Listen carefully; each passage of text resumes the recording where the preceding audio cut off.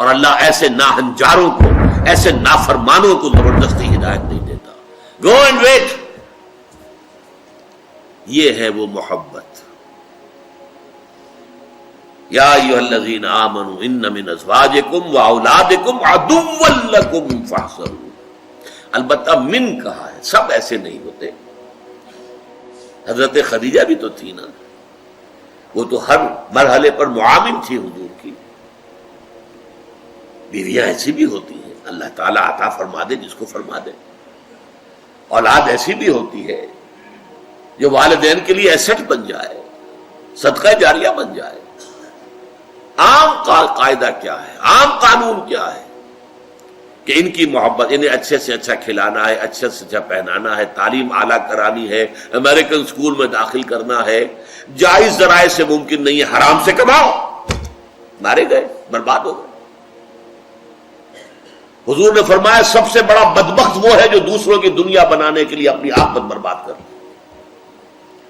تم اولاد کی دنیا بنا رہے ہو اور اپنی آخرت برباد کر رہے ہو. ان کی محبت کی وجہ سے تم نے حرام خوری شروع کی ہے. ان من ازواجکم واولادکم عدوا لکم فاحذروہ. یقیناً تمہاری اولاد اور تمہارے بیویوں میں سے تمہارے دشمن ہیں، بس بچ کر رہو، محفوظ رہو. Be on the guard, be on the alert. کہیں ایسا نہ غفلت ہو اور وہ محبت چمکے سے آ کر اور آپ کے دل میں براجمان ہو جائے اللہ کی محبت سے اوپر، اور آپ کو پتہ بھی نہ چلے. لیکن اس کا یہ مطلب بھی نہیں. یہ قرآن مجید کی، قرآن میں جو توازن ہے، توازن، اس کی سب سے اعلیٰ مثال یہ آیت ہے.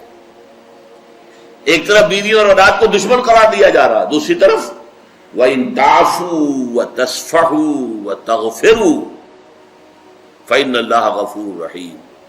اگر تم معاف کرتے رہو، اگر چشم پوشی سے کام لو، ان کی خطائیں بخشتے رہو، تو اللہ بھی تو غفور الرحیم ہے. تین الفاظ ہم مانی. یعنی یہ نہیں ہو جانا چاہیے کہ گھر کا معاملہ جو ہے وہ ایک جنگ کا نقشہ، جنگ کے میدان کا نقشہ پیش کر رہا ہر وقت جو ہے لان تان ڈان ڈپٹ. نہیں، اس سے تو رد عمل بھی پیدا ہو سکتا ہے، ضد پیدا ہو جاتی. اکثر مذہبی گھرانوں کے ساتھ یہ حادثے پیش آتے ہیں، بھیجا، زبردستی، جبر. نتیجہ کیا ہوتا ہے؟ رد عمل، بغاوت. یہ آیت ان کے لیے تیر بہدف ہے اگر واقعتاً اس پر غور کریں. اما یبلغن عندک الکبر احدہما او کلاہما. اگر ان میں سے کوئی ایک یا دونوں تمہارے پاس بڑھاپے کی عمر کو پہنچ ہی جائیں. اما یبلغن عندک، تمہارے پاس پہنچ جائیں اگر ان میں سے احدہما، ان میں سے کوئی ایک، او کلاہما، یا دونوں. تو اب دیکھیے احکام کیا ہیں. بوڑھے والدین، فلا تقل لہما اف. نمبر ایک، انہیں اف تک مت کہو. اف کیا ہے؟ بڑی چھوٹی سی شے، کوئی حقارت آمیز شے، ناخن جو تراش دیے جاتے ہیں ان کو بھی اف کہتے ہیں. اتنی سی چھوٹی بات بھی ان سے نہ کہو کہ ان کی گستاخی جو ہے اس درجے میں ہو رہی ہو. جیسے کہ یہ تراشے ہوئے ناخن ہے، اس درجے میں بھی کوئی گستاخی ان کے سامنے نہ کرو. فلا تقل لہما اف. اف ہے آپ پر. ہمارے ہاں یہ لفظ اف زیادہ استعمال نہیں ہوتا، تف استعمال. تف ہے تم پر، تف ہے آپ پر. نہیں، ہرگز نہیں. اف لکما وما تعبدون، حضرت ابراہیم علیہ السلام نے فرمایا تھا، سورہ انبیاء میں ہے موجود. یہ اف لکما. سورہ احقاف میں جو سرکش اولاد ہوتی ہے ان کے بارے میں کہا گیا وہ اپنے والدین کو اف لکما، آپ پر تف ہو. نہیں، لیکن یہاں جو حکم ہے فلا تقل لہما اف، انہیں اف تک نہ کہو. نمبر دو، ولا تنہرہما، کبھی انہیں جھڑکنا مت. اما السائل فلا تنہر، سورۃ الضحیٰ جو ہے اس کی جو آخری آیت ہے، تو کسی کو جھڑک دینا، کسی سائل کو جھڑکنا نہیں ہے. اگر نہیں کوئی دے سکتے تو آپ شرافت کے ساتھ اس سے معذرت کر لیں، بس اللہ خیر صلی اللہ معاف کیجئے، بس جھڑکو مت. ولا تنہرہما.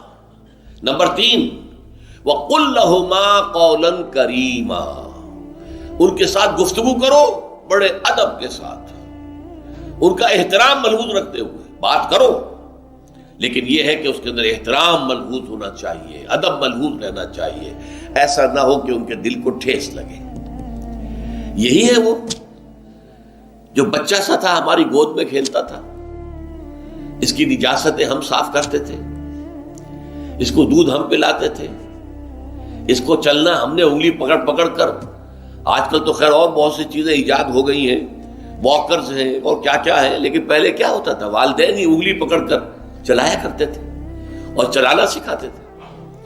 آج یہ سینہ تان کر بات کر رہا ہے ہم سے، آج یہ اس طریقے سے جو ہے گستاخانہ انداز اس نے ہمارے سامنے اختیار کیا ہے، وہ دل کو ٹھیس لگے گی۔ میں نے اس سے پہلے بھی ایک مرتبہ آپ کو بتایا تھا کہ صرف دو چیزیں ایسی ہیں جن کو محبت اور تعظیم کے انداز میں دیکھنا بھی عبادت ہے، محض دیکھنا اور کچھ نہیں کر رہا۔ ایک خانہ کعبہ، محبت بھرے انداز میں آپ بیٹھے ہوئے، صرف نہ آپ طواف کر رہے ہیں، طواف کریں گے تو اور ثواب ہوگا، آپ بیٹھے ہیں صرف اور دیکھ رہے ہیں، اور اس کے اندر احترام ہے، تعظیم ہے۔ اللہم زد بیتک ھذا تشریفا و تکریما و تعظیما۔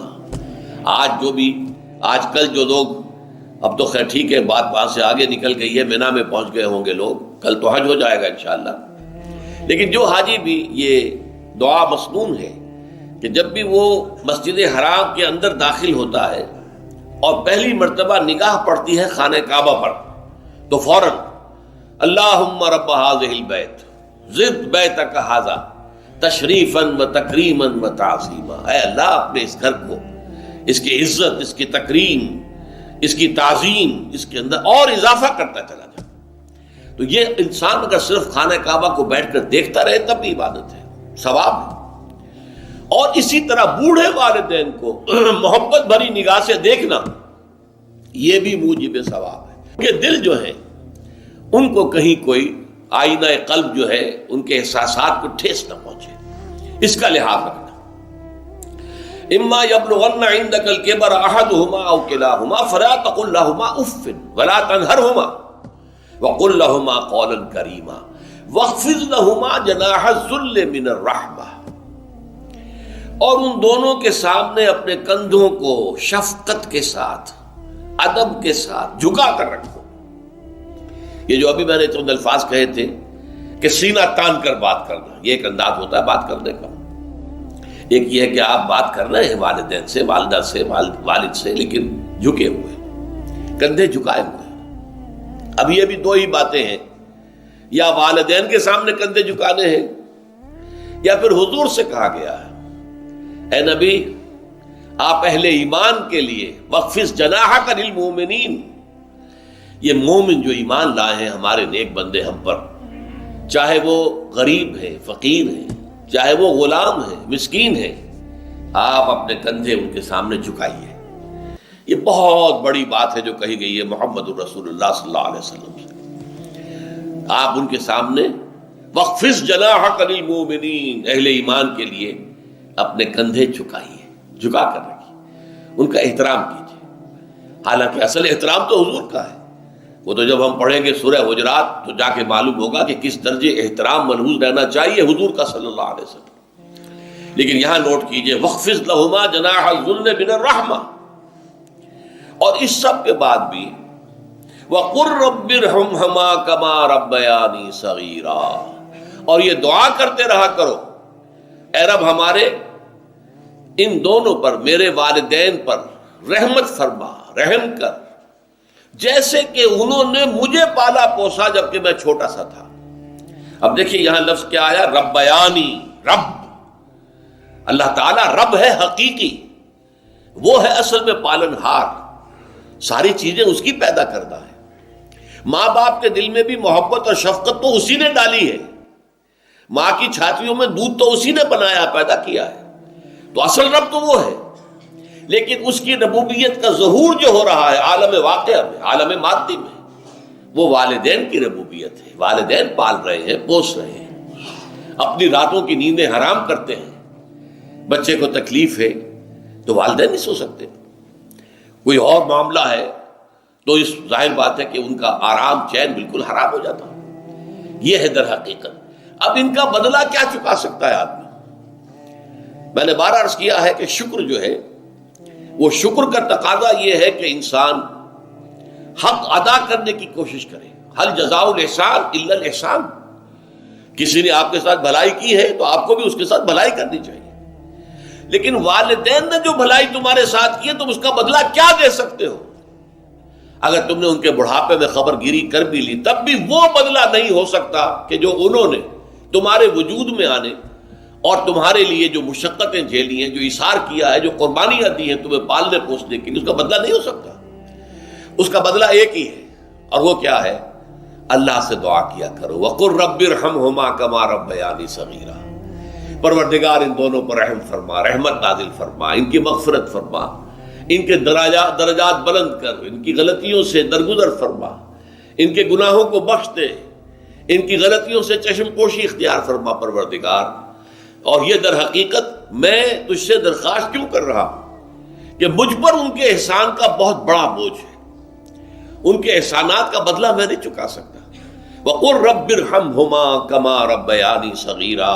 اور کہا کرو اے رب ہمارے، اے رب میرے ان والدین کے اوپر، بوڑھے والدین پر رحم فرما.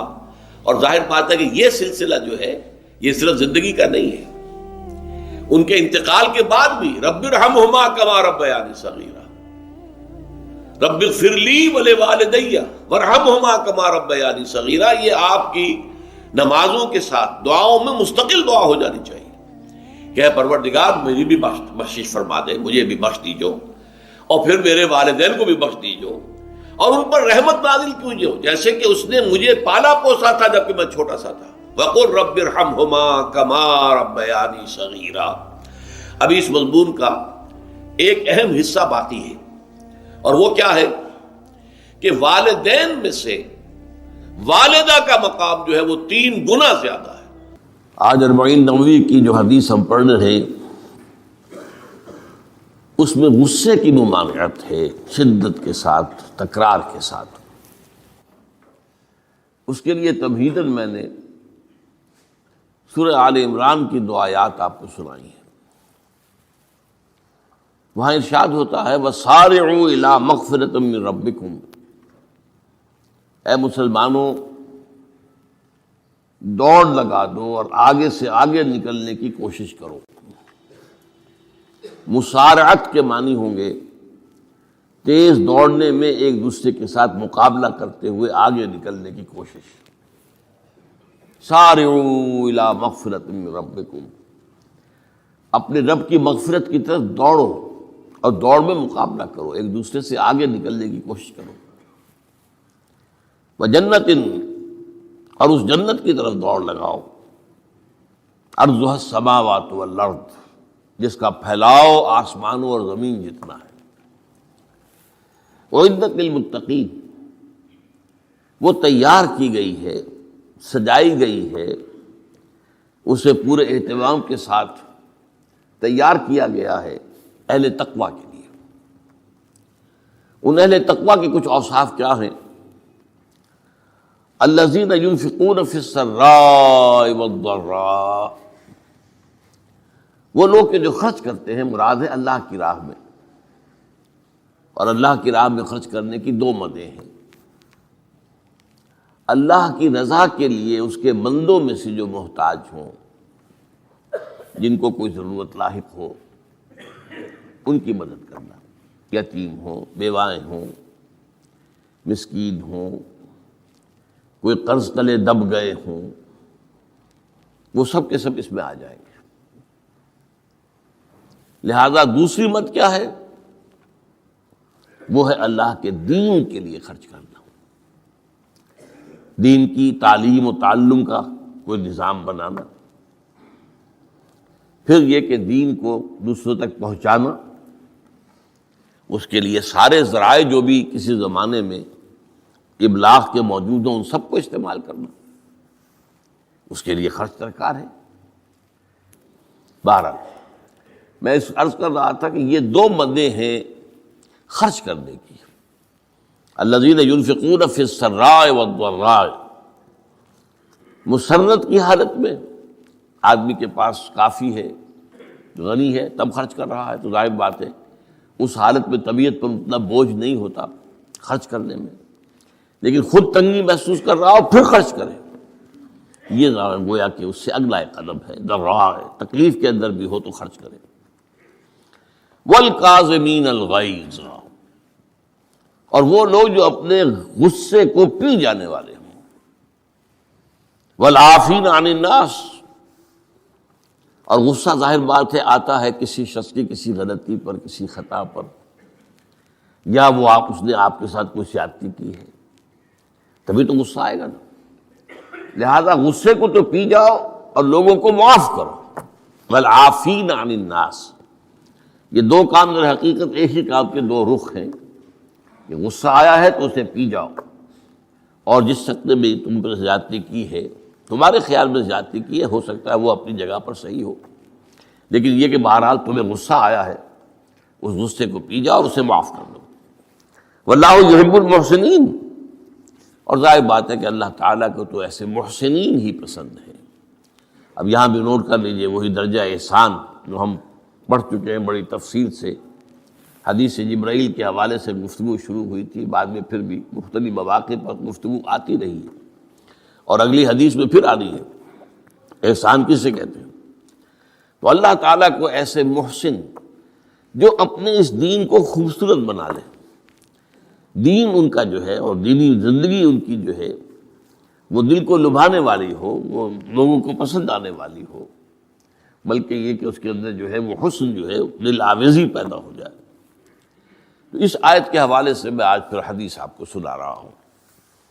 اس کے راوی حضرت ابو ہریرہ ہے رضی اللہ تعالی عنہ، انہوں نے ذکر کیا ہے، اور اس کی روایت جو ہے امام بخاری نے کی ہے رحمہ اللہ، ان رجلا قال للنبی صلی اللہ علیہ وسلم،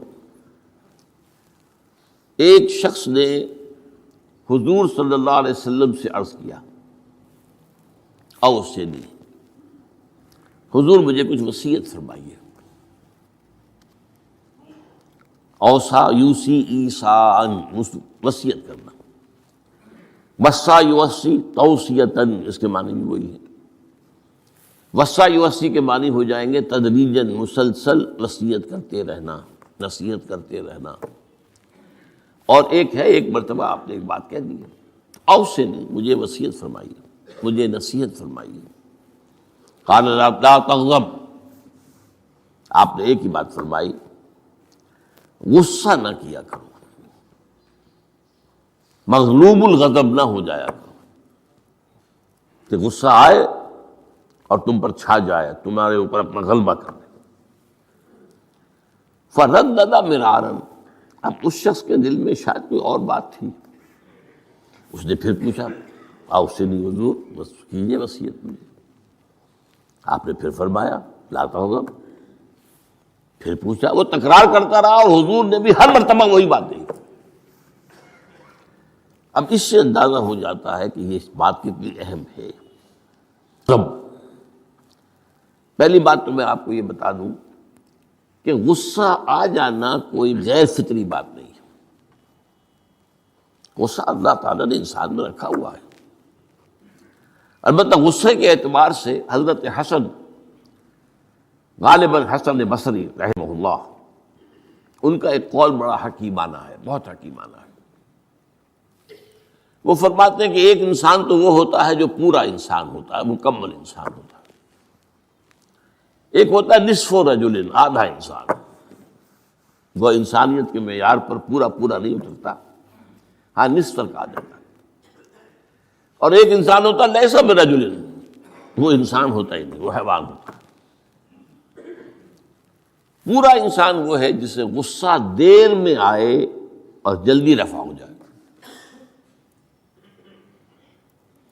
اور آدھا انسان وہ ہے جسے غصہ جلدی آئے لیکن جلدی رفع بھی ہو جائے،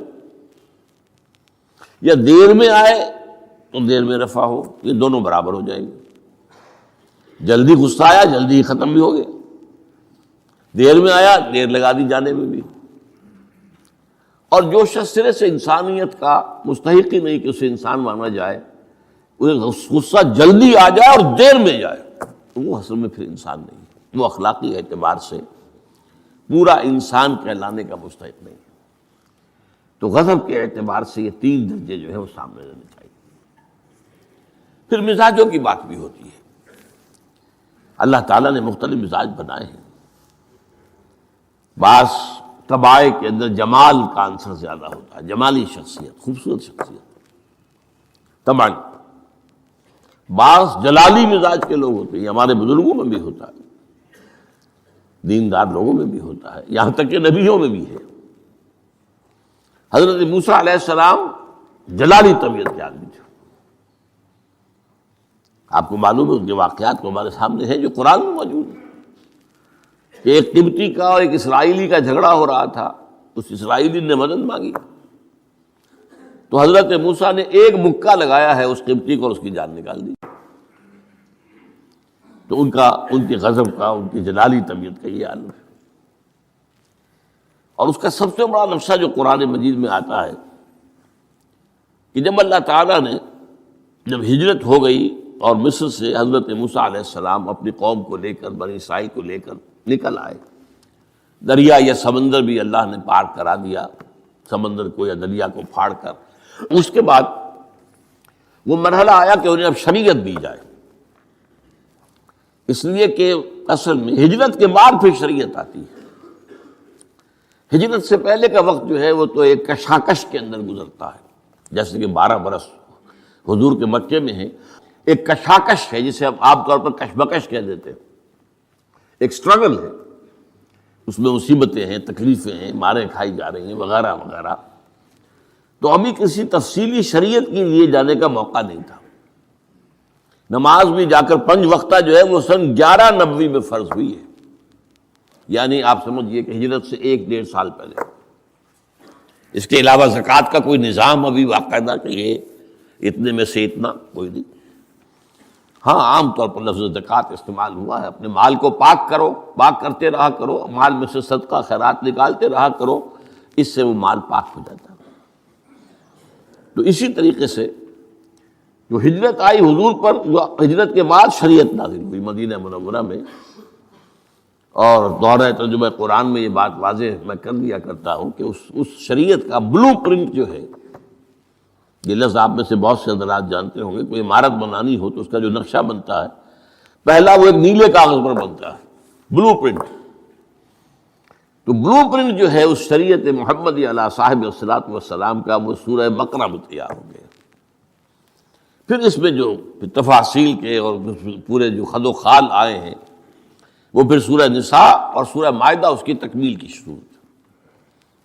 بہرحال جب حضرت موسیٰ کو اب اللہ تعالیٰ نے طلب کیا 40 دن کے لیے کوہ طور پر، اس کو ہم چلہ بھی کہہ سکتے ہیں، 40 روز کی اللہ تعالیٰ نے ان سے ریاضت کروائی، مشقت، روزہ اور یہ کہ عبادت اور ذکر الہی۔ اس کے بعد انہیں اللہ نے تورات عطا فرما دی۔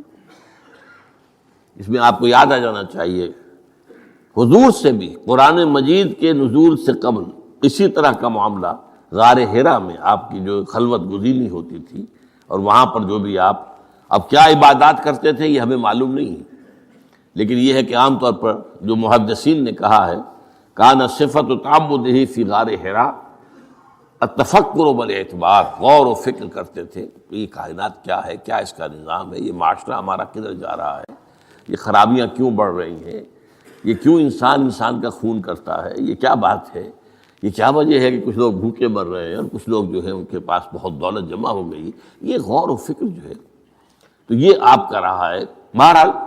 لیکن یہ کہ تخلیہ اور غار میں آپ کا قیام یہ اپنی جگہ پر ثابت ہے۔ تو اسی طریقے سے وہاں 40 دن کا معاملہ ہوا حضرت موسیٰ علیہ السلام کے ساتھ۔ اس کے بعد الواح دے دی گئیں، جو پتھر کی تختیاں تھیں ان کے اوپر جو احکام 10 ہیں، دی 10 کمانڈمنٹس، جو بنیاد ہیں۔ جیسے میں نے کہا کہ سورہ بقرہ جو ہے شریعت محمدی کی اساس ہے، تو شریعت موسوی کی اساس وہ 10 کمانڈمنٹس ہیں جو کہ پتھر کی سلوں پر لکھی ہوئی دی گئی ہیں حضرت موسیٰ علیہ السلام کو کوہ طور پر۔ اب پیچھے کیا ہوا؟ حضرت موسیٰ کی اس غیر حاضری میں سامری کو موقع مل گیا، اس نے گمراہ کرنے کے لیے ایک شعبدہ دکھایا اور وہ شعبہ کیا تھا؟ آل فرعون کے جو زیور وغیرہ ہوتے تھے ان لوگوں کے، وہ ان بنی اسرائیل کے لوگوں کے پاس امانت رکھا کرتے تھے. یعنی انہیں بھی اندازہ یہ تھا یہ اسرائیلی جو ہیں یہ بددیانت نہیں ہے، یہ جو ہے اس کے اندر جو ہے وہ نہیں کریں گے کوئی خیانت، خائن نہیں. بہرحال چونکہ حضرت ابراہیم کی اولاد تھے، حضرت یعقوب کی اولاد تھے، تو چاہے اور ان میں خرابیاں آ گئی ہوں گی، لیکن یہ کہ یہ اندازہ انہیں تھا کہ یہ امین لوگ ہوتے ہیں، تو ان کے پاس امانت رکھی ہوئی تھی. جب وہ نکلے وہاں سے وہ ساری چیزیں بھی ساتھ لے کر آ گئے. اس کو کہا اس نے سامری نے کہ یہ پھینک دو، یہ تو نجس ہے، تمہارے لیے جائز نہیں. اس حد تک تو بات ٹھیک ہوئی. پھر ان کو پگھلا کر اور ایک بچڑے کی شکل بنا لی اور اس کے اندر ایسا کچھ میکینزم رکھا کہ اس میں سے ہوا گزرتی تھی، اندر سے کھوکھلا تھا، تو آواز ایسی آتی تھی جیسے کہ بچڑا ڈکرا رہا ہو. انہوں نے کہا یہ ہے تمہارا خدا. یہ موسیٰ کو تو مغالطہ لگا ہے، کس غلطی فہمی کے اندر وہ پڑ گئے ہیں، کہاں گئے ہیں، کس خدا کے پاس گئے ہیں. یہ خدا تو یہ ہے تمہارا خدا، اسے پوجو. بہرحال وہاں کچھ لوگ جو ہے کافی بڑی تعداد میں لوگوں نے پرستی شروع کر دی. اب جب اللہ نے بتایا اے موسیٰ تمہاری قوم پیچھے فتنے میں پڑ چکی ہے، اور اس کی بھی ایک عجیب بات ہے، اس بتائی دوں آپ کو کہ حضرت موسیٰ کے لیے جو اللہ نے وقت معین کیا تھا کوہ طور پر آنے کا، آپ اس وقت مقرر سے پہلے پہنچ گئے. شوق اللہ نے ایکسپلینیشن کال کی، یہ سورہ طٰہٰ میں موجود ہے. ما اعجلک عن قومک یا موسیٰ، موسیٰ یہ تم اپنی قوم کو چھوڑ کر جلدی کیوں آ گئے؟ ابھی تو وہ وقت معین نہیں آیا، کیوں آ گئے؟ اب حضرت موسیٰ تعجب سے کہتے ہیں کہ مجھے تو شاباش ملنی چاہیے تھی کہ تو میرا شوق دیکھ، میرا اشتیاق دیکھ، اور الٹی جو ہے ایکسپلینیشن کال کرنی پڑ رہی ہے. قال عجلت الیک ربی لترضی، پروردگار میں تو جلدی کر کے آیا اس لیے تو راضی ہو جائے کہ تیرے طلب کرنے پر میں وقت معین سے بھی پہلے پہنچ گیا ہوں. فرمایا نہیں، یہ اجرت جو ہے یہ ایسی خطا ہے تمہاری کہ تم نے در حقیقت جو یہ غلطی کی ہے اس کی وجہ سے سامری کو موقع مل گیا ہے کہ اس نے تمہاری قوم کو اضلهم السامری، سامری نے گمراہ کر دیا.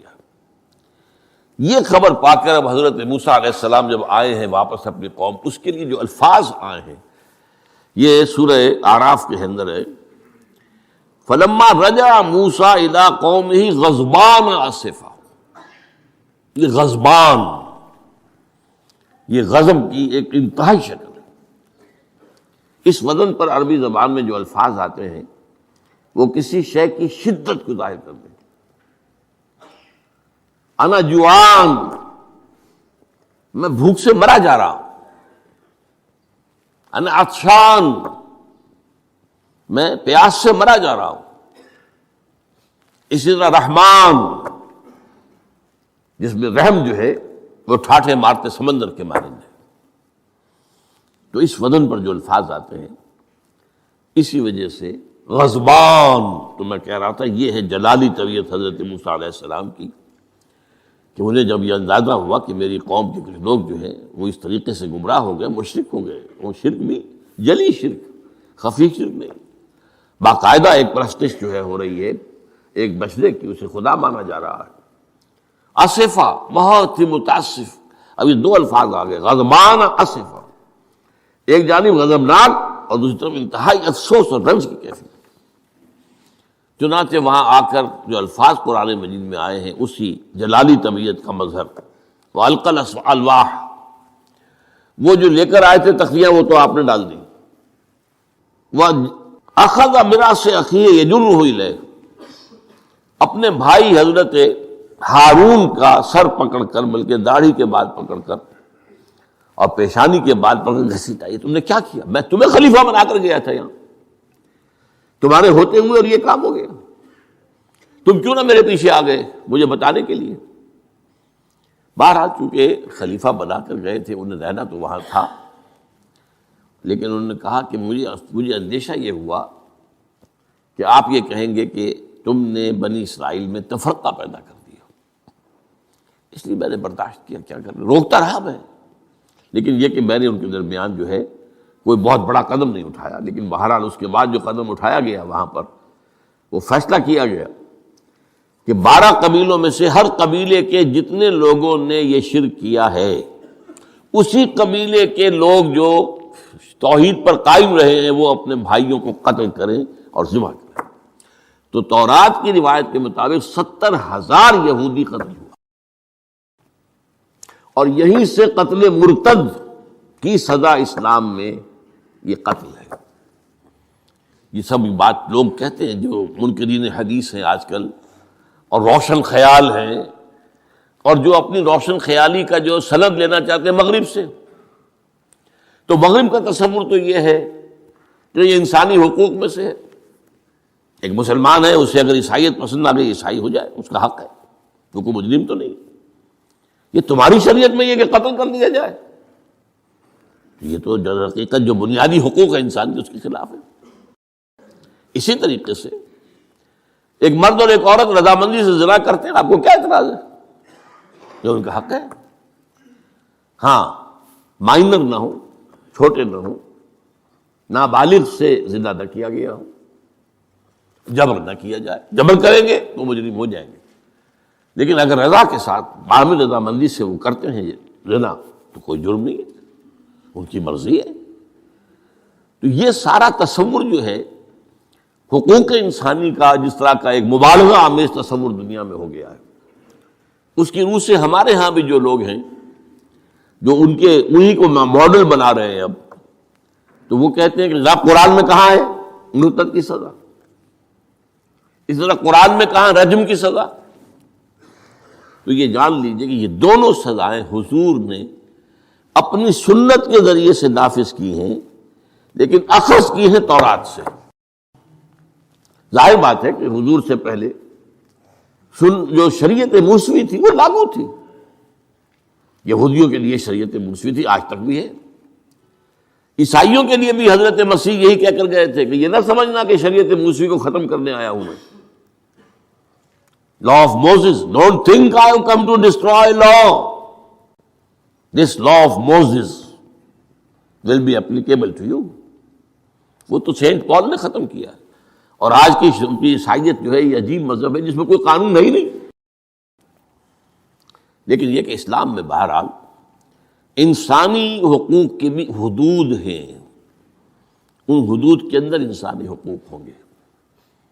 ہاں، اگر آپ مسلمان ہیں اور آپ کو کوئی اور پسند آ گیا، آپ مسلمان ملک کو چھوڑ دیجیے، دارالاسلام کو چھوڑ دیجیے، بات چلے جائے گی۔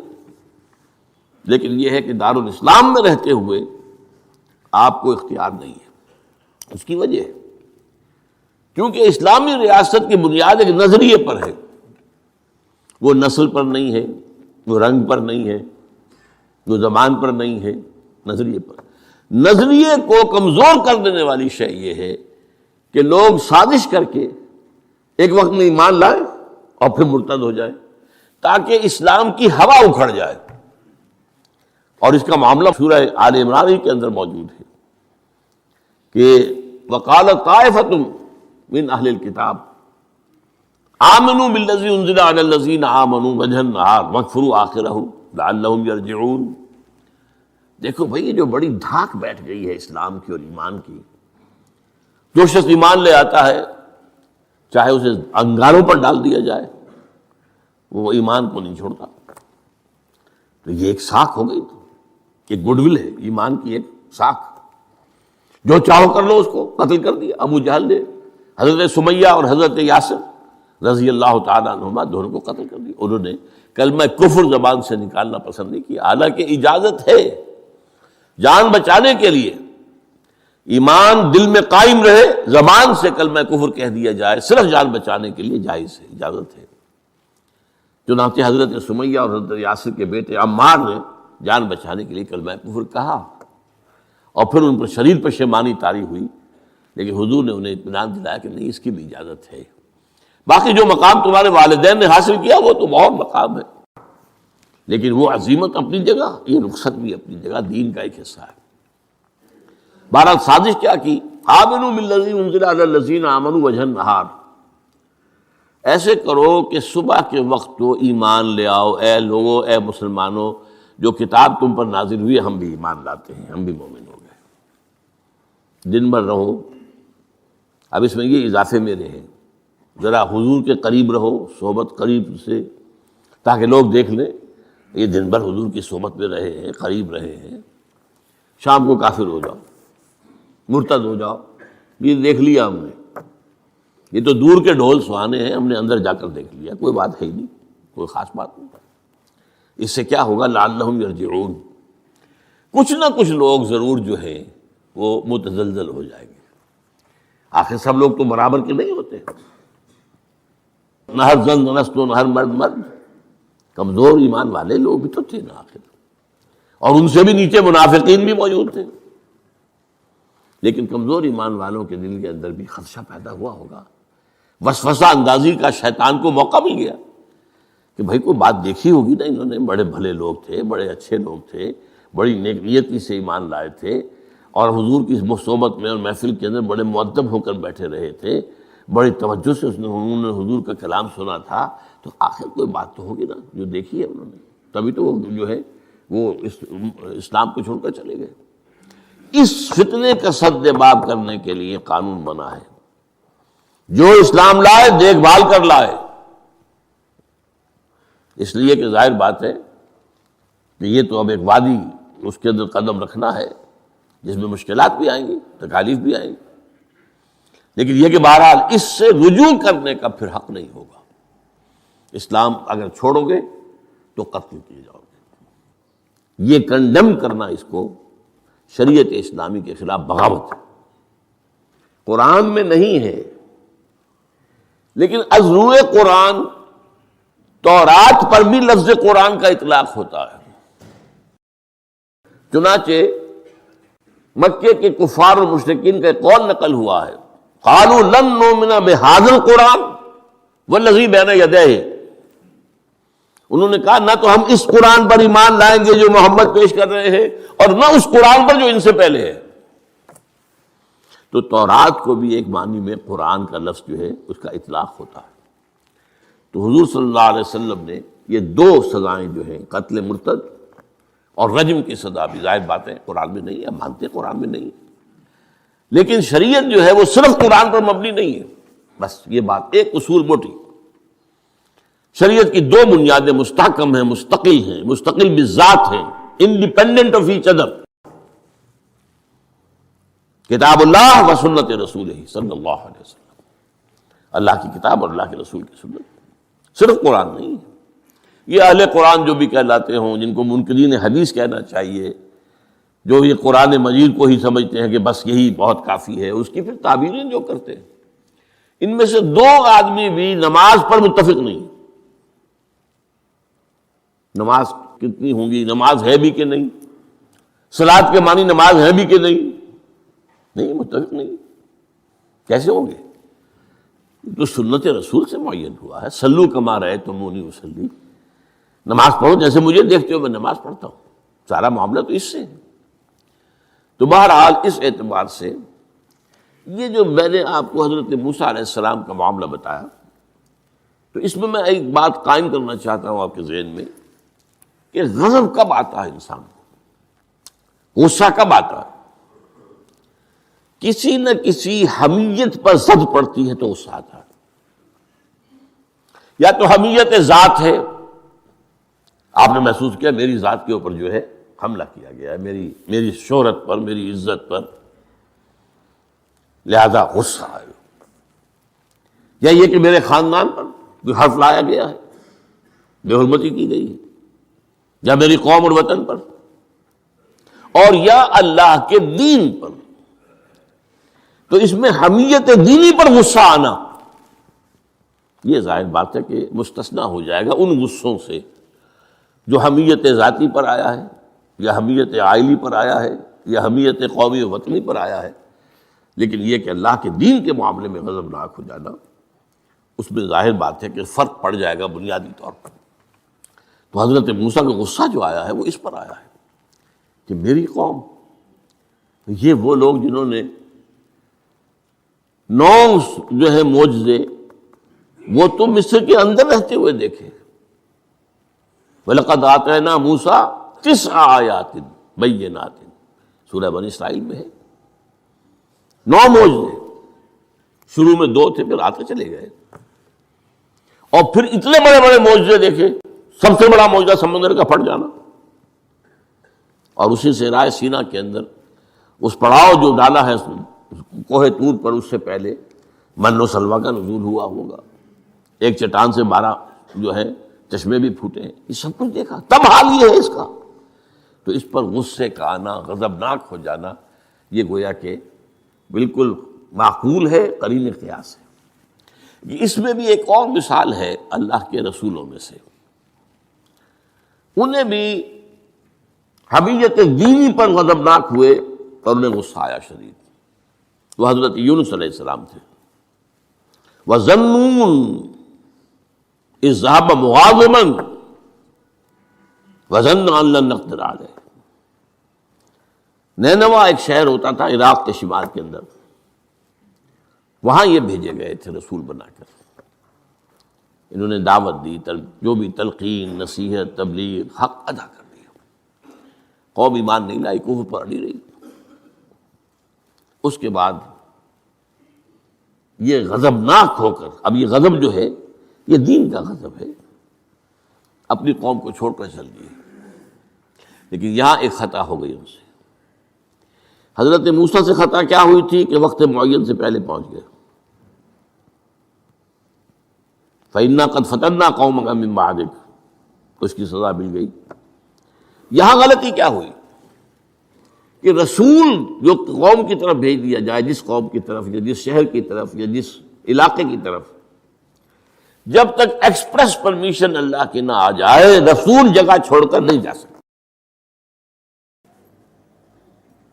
یہاں یہ ہے کہ وہ اتنے غضبناک ہو گئے کہ یہ بات جو ہے یہ ذہن کے سامنے نہ رہی، اور آپ اپنی قوم سے ناراض ہو کر، یہ بدبخت قوم جو ہے اب یہ تو ہلاک ہو کر ہی رہے گی، تو یہ چھوڑ کر چلے گئے. یہ غلطی ہوئی. چنانچہ آپ کو یاد بھی آ گیا ہوگا کہ جب ہجرت مدینہ کی اجازت آ گئی ہے اللہ کی طرف سے عام صحابہ کے لیے، تو آپ نے کہہ دیا چلے جاؤ مدینہ جاؤ. آپ خود نہیں گئے جب تک کہ ایکسپریس پرمیشن، واضح طور پر، معین طور پر آپ کے لیے اجازت نہیں آ گئی. اس وقت تک آپ نے مکے سے سفر نہیں کیا. حضرت، یہ واقعہ سیرت کا مشہور واقعہ ہے، حضرت ابو بکر صدیق رضی اللہ تعالیٰ عنہ نے 2 اونٹنیاں تیار کی تھی کہ لمبا سفر ہے اور تیز جانا ہوگا. ہم جب جائیں گے تو ظاہر بات ہے پیچھا کیا جائے گا، تعاقب ہوگا، تو اچھی فربا اونٹنیاں ہوں. تو انہیں خوب کھلا پلا کر تیار کیا تھا اور حضور کو بتایا نہیں تھا. اب منتظر تھے حضور کیا اجازت آ گئی؟ نہیں، ابھی نہیں آئی. پھر پوچھا اجازت آئی؟ حضور نہیں آئی. اب حضرت عائشہ فرماتی ہیں، اور نکاح میں آ چکی تھی حضور کے، لیکن تھی ظاہر بات ہے کہ 6 سال کی عمر میں نکاح ہو گیا تھا. 9 سال کی عمر میں وداعی ہوئی ہے بعد میں مدینے میں جا کے.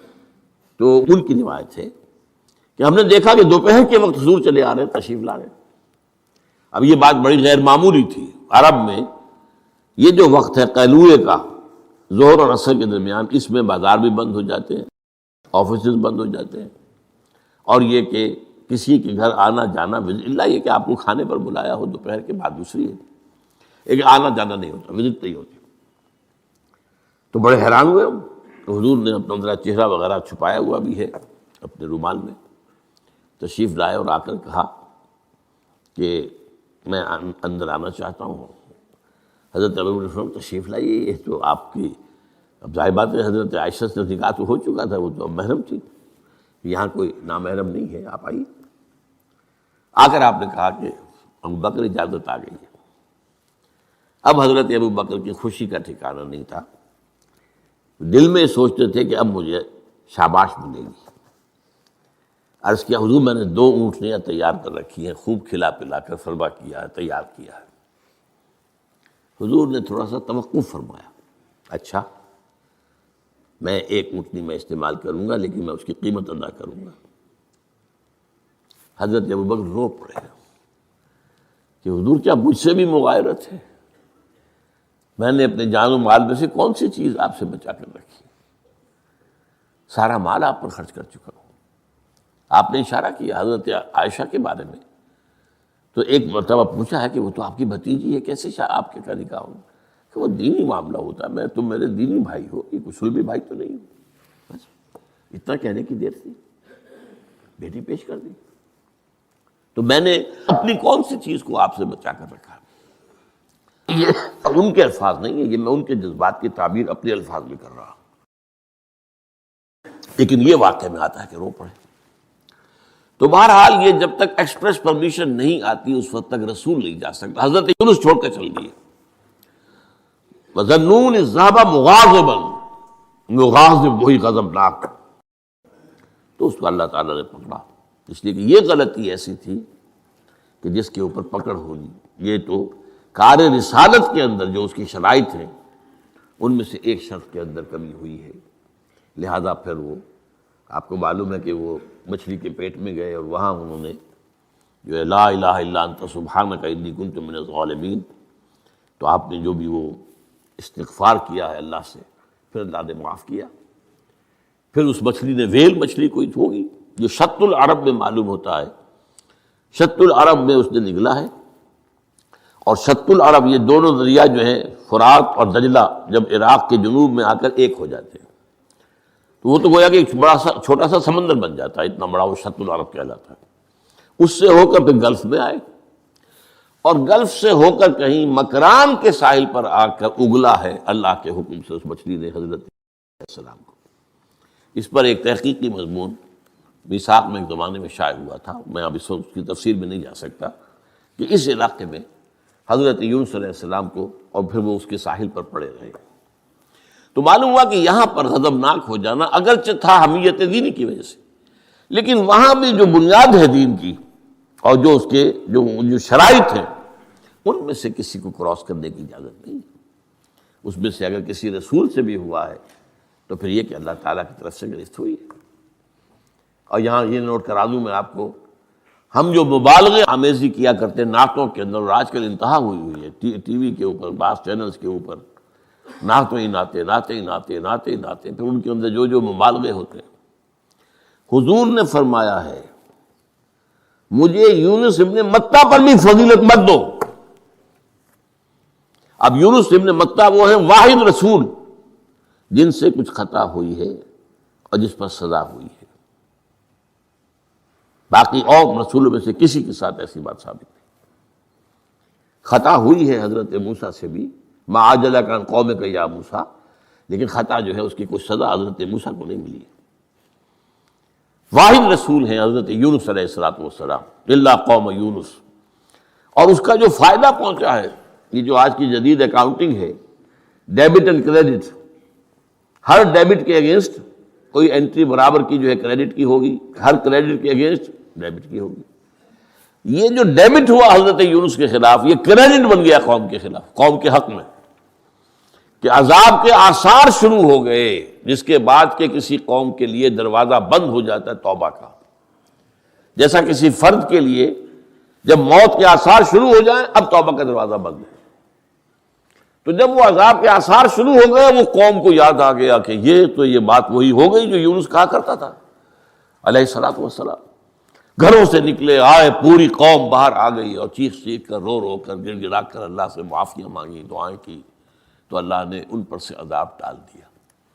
تو سورہ یونس میں اس کو بیان کیا گیا ہے کہ عذاب الہی کے جب شروع ہو جائیں آثار، پھر وہ ٹل نہیں سکتا الا قوم یونس۔ یہ صرف ایک ہی مرتبہ ہوا ہے، استثناء ہے واحد، حضرت یونس علیہ السلام کی قوم۔ اب آخری نقطہ میں آپ کو بتا رہا ہوں، اس حدیث میں ایک بات بڑی اہم ہے، یہ جو آپ نے فرمایا لا تغضب لا تغضب لا تغضب لا تغضب، ایک محسوس ایسا ہوتا ہے کہ یہ در حقیقت ہے شخصی تشخیص اور علاج۔ جو روحانی معالج ہوتے ہیں، ظاہر بات ہے کہ رسول یزکیہم، روحانی معالج سے تزکیہ کرتے ہیں۔ اسی طرح ہمارے ہاں صوفیہ جو ہیں، جنہوں نے اپنا تزکیہ کرایا ہوتا ہے کسی بزرگ سے، وہ پھر دوسروں کا تزکیہ کرتے ہیں۔ یہ ایک سلسلہ ہے جو چل رہا ہے۔ تو اس میں یہ ہے کہ اس تزکیے کے اندر پی پی کال، مطلب یہ نہیں کہ ایک ہی بات سب کو بتائی جا رہی ہے. ایسے بھی اذکار اور اوراد ہیں جو حضور نے سب کو بتائے.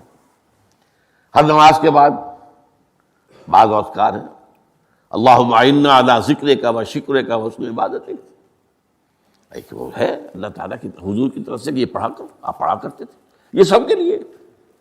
لیکن ایک ہے پرسنل، اس لیے کہ اس روحانی معالج کا کے اندر یہ صلاحیت ہونی چاہیے کہ وہ اشخاص کے اندر جو ذاتی، اب کسی کے اندر کوئی مرض ہے، کسی میں کوئی مرض ہے، کسی کے اندر دولت کی محبت زیادہ ہے، کسی کے اندر غصہ جو ہے وہ بہت تیز ہے، کسی کے اوپر شہوت کا غلبہ بہت زیادہ ہے. تو وہ جو کال ہے وہ ہوگی پرسنل کال. یہ گویا کہ ایک پرسنل پرسکرپشن ہے اس شخص کے لیے کہ معلوم ہوتا ہے کہ اس کے اندر یہ غضب کا اور غصے کا معاملہ جو ہے وہ ضرورت سے زائد تھا، لہذا اسے حضور نے تکرار کے ساتھ اسی کا مشورہ دیا، اسی کی وصیت فرمائی. سبحانک اللہم و بحمدک لا الہ الا انت سبحانک انی کنت من الظالمین.